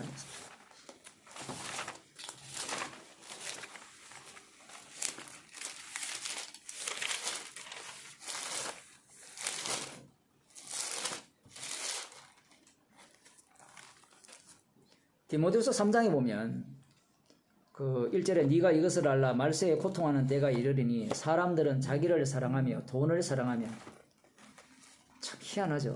말세에 고통하는 때가 이르는데 사람들이 자기를 사랑하며 이 고통을 누가 당하느냐 하실 때는 성도들도 당하고 그들이 돈을 사랑하는 자체도 고통인데 그걸 고통이라 생각하지 않는 게 문제죠. 교만하며 회방하며 부모를 거역하며 감사치 아니하며 거룩하지 아니하며 무정하며 원통함을 풀지 아니하며 참수하며 절제하지 못하며 사나우며 선한 것을 좋아 아니하며 배반하여 팔며 조급하며 자고하며 쾌락을 사랑하기를 하나님 사랑하는 것보다 더하며 경건의 모양은 있으나 경건의 능력은 부인하는 자니 이 같은 자들에게서 네가 돌아서라. 지금 이 말씀을 딱 할 때 우리들은 이 말씀을 뭘로 들리는 건 다 율법으로 들리죠. 이게 무섭습니다. 율법이 되어버리면 진리에 도달하지 못해요. 법이 되면. 그러면 이것은 지금 뭘로 봐야 되는가 하면 십자가 피를 증가하는 복음으로 봐야 돼요. 자, 그걸 좀 풀어드릴게요. 뒤에 봅시다. 경건의 모양은 있으나 경건의 능력은 부인하는 자니 이 같은 자들에게 내가 돌아서라. 그럼 경건의 능력이 뭐냐? 지금까지 설명했습니다. 죄인이 되는 거예요. 십자가만 밝히 보이는 게 경건의 능력이에요. 지금 자긍하는 자, 교만하는 자들의 특징이 뭔가 하면 뭘 자랑하겠어요? 나 잘났다 자랑하죠. 이들은 십자가 자랑하지 않습니다. 그런 내용이 부모를 거역하는 것도 마찬가지죠. 나 잘났다는 거예요. 죄인이 되면 부모를 거역할까요? 안 할까요? 거역하지 않죠. 감사하죠. 오히려. 저희 중에 남의 집에 실제 예를 하나 딱 드는 겁니다. 저희 중에 남의 집에 가만히 들어가 어리석은 여자를 유인하는 자들이 있으니 그 여자는 죄를 중히 지고 여러 가지 욕심에 끌린 바 되어 이 저희 그 누군가 하면 지금 전부 복음을 아는 자들이에요. 교회 안에서 지금 이런 일이 일어나는 겁니다. 자, 그래서 여러 가지 욕심에 끌린 바 되어 항상 배우나 마침내 진리의 지식에 이를 수 없다라고 합니다. 여기에서 참 희한한 이야기를 해요. 분명히 방금 가르쳤잖아요. 자긍하며 사나우며 선한 것을 좋아하지 아니하며 배반하며 팔며 조급하며 좌우하며 쾌락을 사랑하기를 하나님 사랑하는 것보다 더하며 경건의 모양은 있으나 경건의 능력은 부인하는 자니 이 같은 자들에게서 네가 돌아서라고 가르치잖아요. 그런데 여기에 보면 항상 배우나 마침내 진리의 지식에 이를 수 없다라고 표현을 해요. 이게 말의 모순이거든요.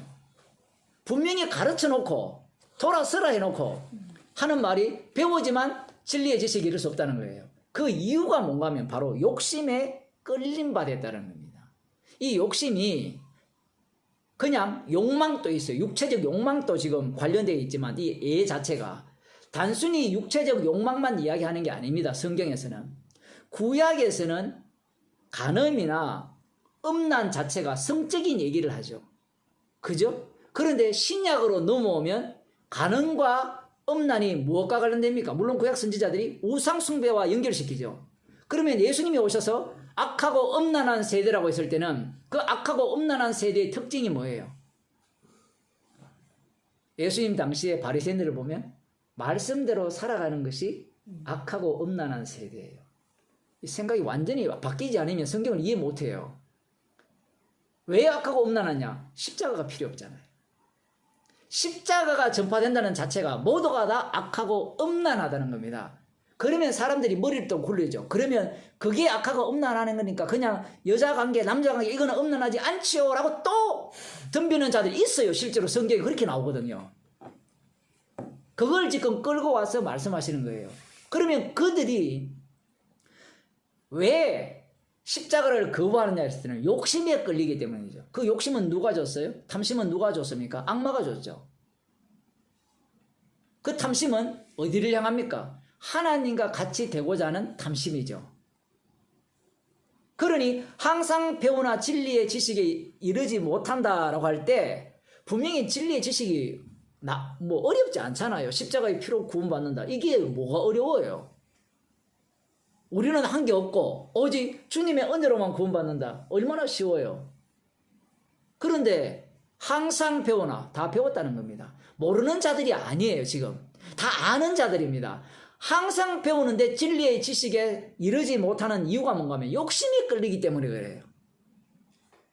자기도 몰라요. 자기가 지금 욕심의 노예, 탐욕의 노예가 돼 있다는 사실을 꿈에도 생각 못하는 겁니다. 우리가 볼 때는 그냥 말세에 고통하는 때가 이르르니 사람들은 자기를 사랑하며 돈을 사랑하며 이거 다 지금 끌려다니는 거잖아요. 끌려다니니까 우리에게 그러면 너희들은 이렇게 그들에게서 떠나라. 그럼 떠나면 되네요 라고 할 때 그조차도 무엇과 관련되어 있는가 하면 탐심과 관련되어 있으면 진리의 지식에 도달 못한다 이 얘기예요. 이걸 요한복음식으로 표현하면 육으로 난 것은 육이에요. 육으로 난 것은 절대로 영으로 못 넘어갑니다. 그러면 왜 이런 이야기를 성경에서 하시느냐 할 때는 이 말씀이 우리와 성도와 관련 있기 때문에 하는 겁니까? 없기 때문에 하는 겁니까?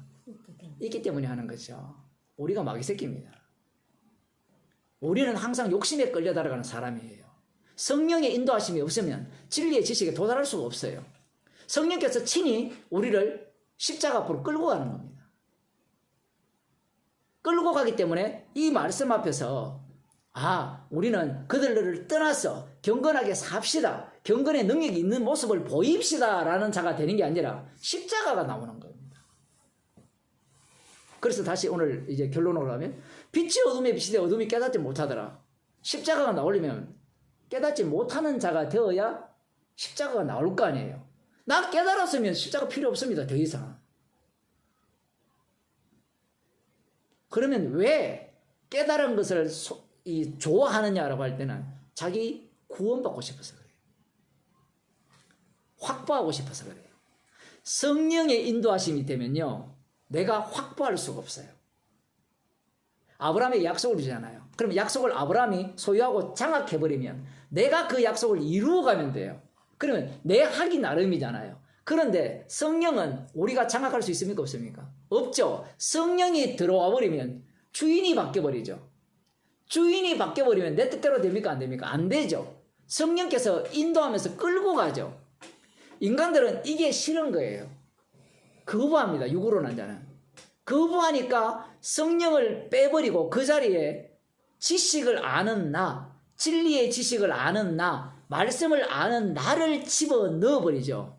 넣어버리니까 오늘 빛이 어둠에 빛이 되 어둠이 깨닫지 못하더라는 말씀이 필요 없는 자가 되어버리는 겁니다.